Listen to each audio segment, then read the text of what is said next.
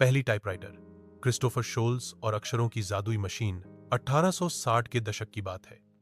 America के Milwaukee शहर में एक शांत, साधारण से आदमी थे, क्रिस्टोफर लेथम शोल्स।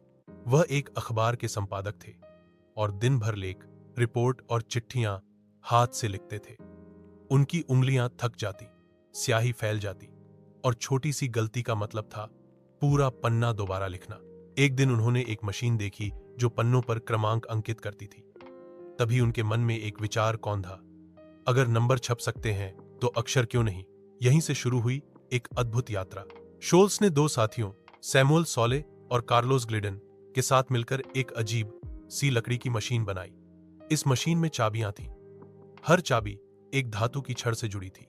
जब चाबी दबाई जाती, वो छड़ स्याही लगी रिबन पर प्रहार करती और पन्ने पर एक अक्षर उभर आता। Click clack tap. यह धीमी थी, अटकती थी, शोर करती थी, पर यह काम करती थी। 1868 में उन्होंने इस मशीन का पेटेंट कराया। दुनिया की पहली व्यावहारिक टाइपराइटर। शुरुआत में लोग हंसे, पेन तो अच्छे हैं, ये मशीन क्यों?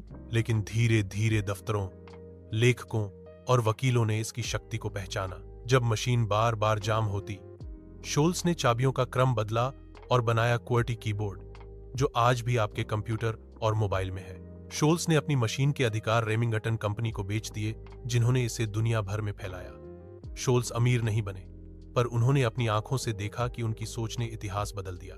इस मशीन ने महिलाओं को दफ्तरों में जगह दी, लेखन को तेज और साफ बनाया और पूरी दुनिया को शब्दों की नई ताकत दी। क्रिस्टोफर शोल्स ने सिर्फ एक मशीन नहीं बनाई, उन्होंने अक्षरों को गति दी, विचारों को पंख दिए, और सब कुछ शुरू हुआ एक थके हुए लेखक, एक सवाल और एक रहस्यमय ध्वनि से।